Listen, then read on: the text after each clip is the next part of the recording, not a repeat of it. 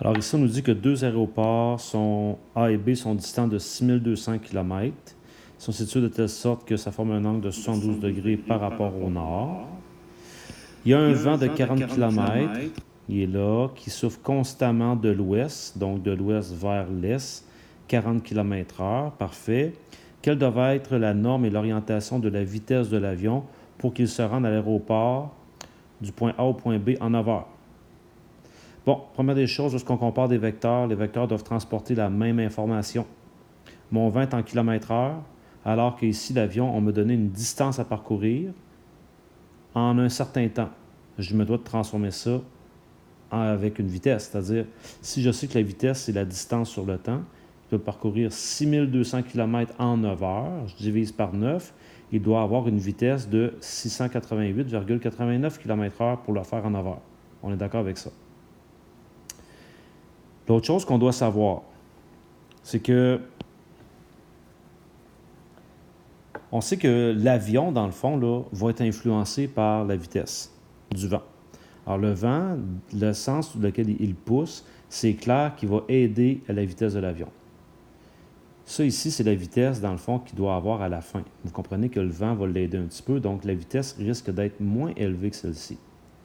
Dans le fond, je voudrais vous écrire une information qui est bien importante. Si je m'intéresse à la vitesse, on va l'appeler la vitesse initiale. La vitesse initiale qu'on va donner à l'avion, plus le vent, techniquement, ceci devrait donner la vitesse résultante. Elle, on la connaît, la vitesse résultante, c'est 688,89. Le vent, je le connais, 40 km/h. Donc, l'information qu'on ne connaît pas, c'est quelle est la vitesse qu'on doit donner à l'avion.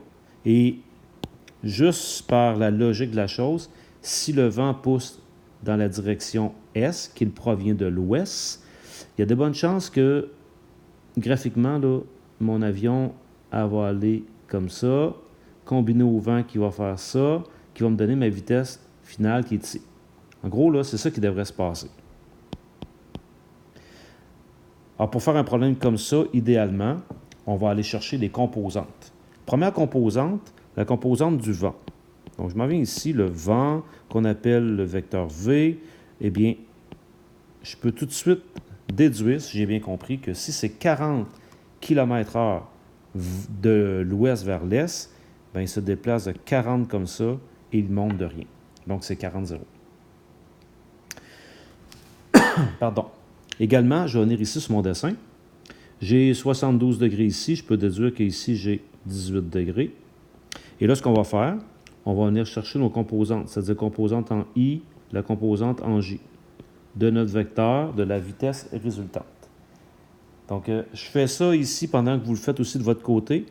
Donc, je vais venir ici, je vais chercher la vitesse résultante, son vecteur, et je sais que je le commence comme ceci. Si je fais le cos de 18, par définition, le cos de 18, ça sera égal à adjacent sur l'hypoténuse.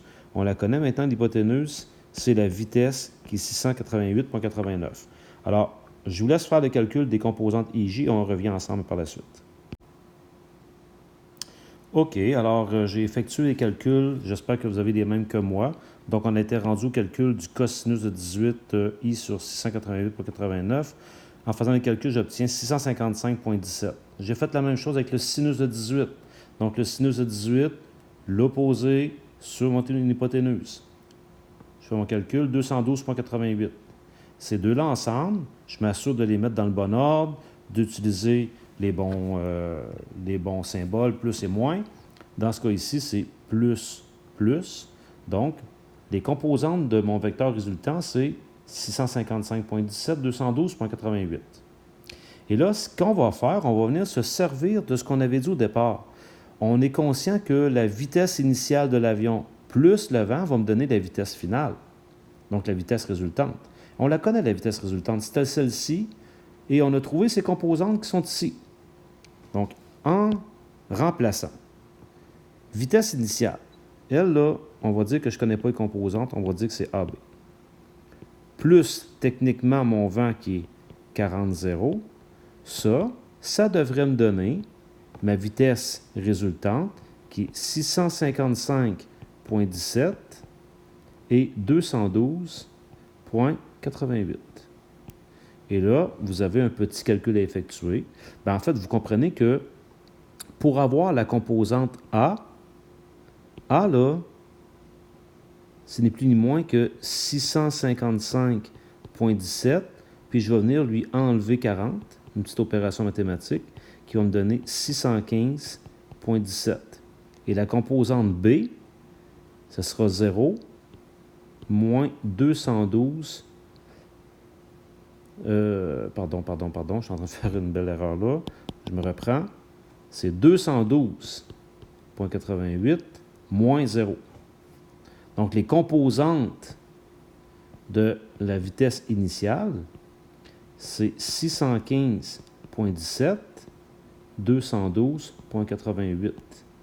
Et là, la question était, c'est quoi la norme? Donc, ça va être quoi la vitesse de cet avion-là et dans quelle orientation? Tout à l'heure, on avait vu que ça va être légèrement plus incliné que ce qu'on obtient à la toute fin. Donc, allons voir comment je calcule le tout. Je vais changer de page. Donc, je reprends, j'avais mon vecteur ici qui était 615,17 et 212,88. Prenez le temps de le représenter, ce vecteur-là. Donc, ce vecteur-là ressemble à ceci. 615,17, 212,88. Donc, mon vecteur, il est placé comme ça. Disons que ça, c'est mon vecteur de la vitesse. Je sais que je suis perpendiculaire. Si je veux avoir la norme, c'est simplement Pythagore que vous allez avoir à faire. Je vous dis tout de suite qu'en faisant Pythagore, vous allez obtenir 650,96, qui est inférieur à 688,88. C'est normal, le vent aide. On se souvient que le vent va pousser dans ce sens-là. Et on me demande l'orientation. Votre orientation de ce vecteur-là, il est ici par rapport à l'horizon. Alors, quand je me place là, si je veux avoir cet angle-là ici, je vais faire un tangente. Donc, tangente θ, c'est opposé sur l'adjacent. Puis là, il va me rester à faire, pour avoir mon angle, un tan moins 1 de ce que j'ai ici, c'est-à-dire 212,88 sur 615,17. Et lorsque vous effectuez ce calcul-là, vous allez obtenir à peu près 19,09 degrés.